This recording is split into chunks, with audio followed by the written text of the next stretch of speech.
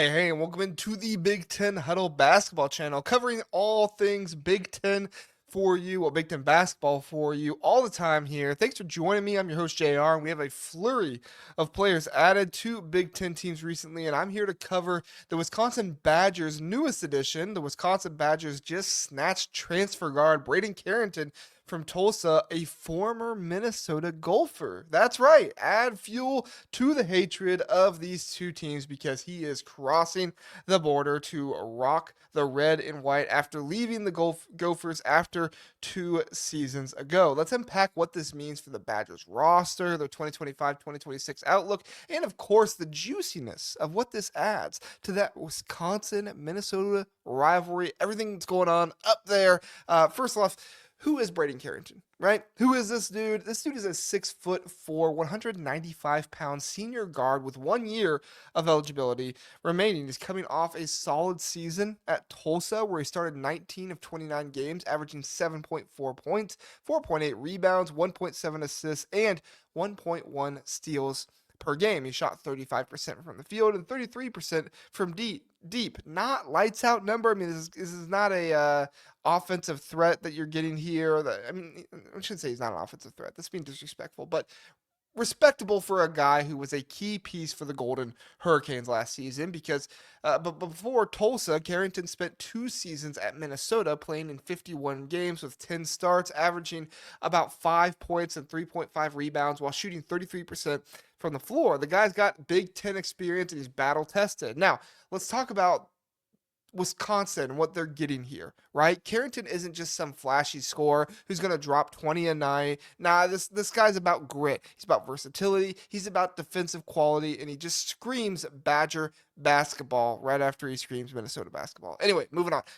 He's a lockdown perimeter defender who can guard multiple positions, crash the glass like a forward, and bring that high motor energy Coach Greg Gard loves to find. Back when he was with Minnesota, he shut down Nebraska's Kasai Tominaga, holding him to just 4 points, no field goals in an entire matchup when he faced him. That's the kind of defensive tenacity Wisconsin fans are going to eat up. They're going to love. Offensively, Carrington's a bit of a work in progress, and he's only got 1 year of eligibility left, so he kind of is what he is, but he's a hot and cold shooter. 131 of his 171 shots at Tulsa came from beyond the arc. That's a lot of threes for a 33% shooter. So he's got to be more selective or improve his efficiency, one of the two. But he's not a black hole by any means. 50 assists to 30 turnovers last season shows he has the ability to take care of the ball. He can also put it on the floor and attack when defenders close out hard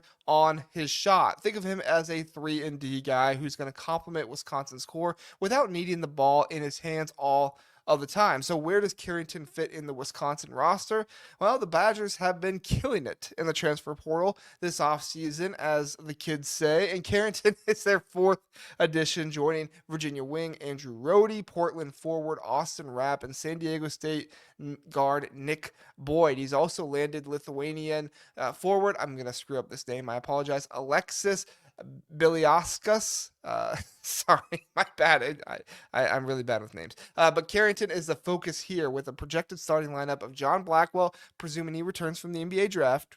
Make sure we say that. Nick Boyd, Andrew Rohde, Austin Rapp, and Nolan Winter. Wisconsin's first five are looking pretty stacked with scoring, spacing, and versatility there. Maybe a little bit more physicality needed, but we'll see what Nolan Winter does in the offseason. Carrington, though, is likely slotting in as a primary backup guard alongside Jack Chnicki. Here's the thing: Carrington's major conference experience makes him a prime candidate to take over the six-man role with Kamari McGee, with what Kamari McGee held for the past 2 seasons. He's got the size to play the 2 or the 3, the defensive chops to handle tough assignments, and enough offensive pop to keep the second unit humming. Wisconsin's bench was looking a little thin with Xavier Amos leaving, but Carrington and Alexis, I'm just going to call him that, AB, I guess we'll call him, not Antonio Brown, anyway, to add serious depth. If Blackwell does go pro, Carrington or Janicki could even slide into the starting lineup, though, but that's a big if, and you don't want that to happen if you're a Wisconsin fan.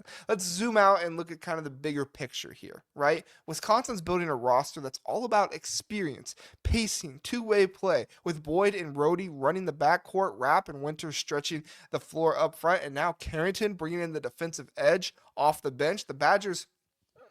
Excuse me, the Badgers are shaping up to be a matchup nightmare. They can switch on defense, push in transition, and hunt mismatches in the half court. If Carrington's shooting ticks up even a little bit, or he gets more efficient, whatever it goes there. If he improves in his offensive game, he's a kind of low usage, high impact piece that can help Wisconsin contend for a Big Ten title next year. This is a team that's getting old and staying old, exactly what you need in today's transfer portal era. Now, let's get to the fun part, the Wisconsin-Minnesota rivalry. If you are a Badgers or a Gophers fan, you know this one runs deep. These two programs are fighting for bragging rights year in and year out, and Wisconsin just landed a haymaker by snagging a Minnesota native. Carrington, the Brooklyn Park, also won Minnesota Mr. Basketball back in 2022, chose to stay home with the Gophers over offers from Florida, Colorado, and others. For him to now join Wisconsin,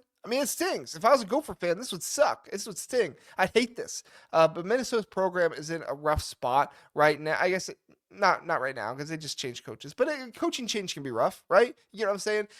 Look at the history.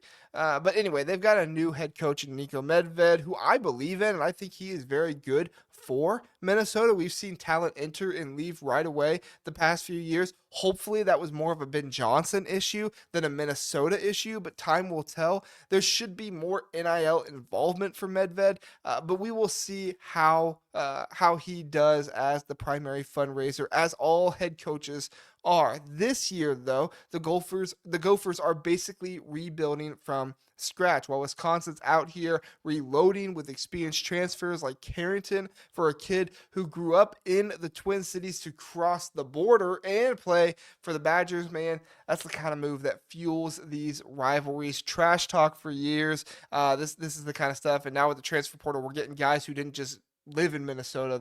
He went to Minnesota for 2 years.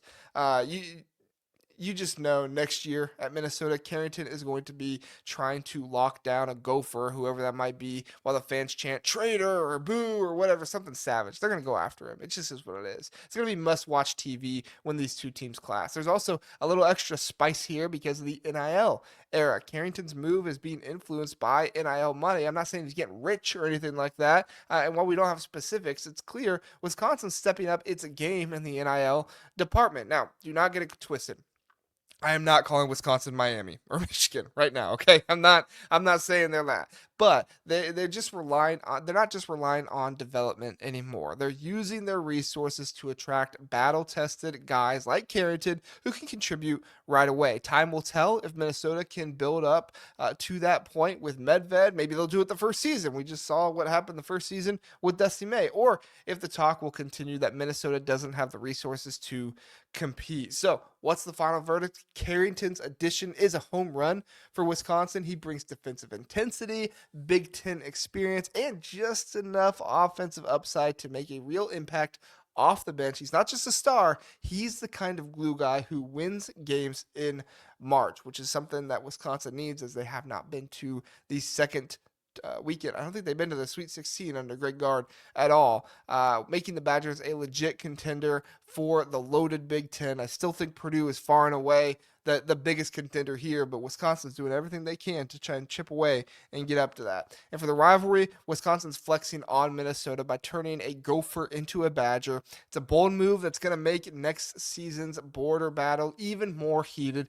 That's all I got on Braden Carrington and the Wisconsin Badgers. What do you think of this pickup? Are you hyped as a Wisconsin fan? Are you devastated as a Minnesota fan?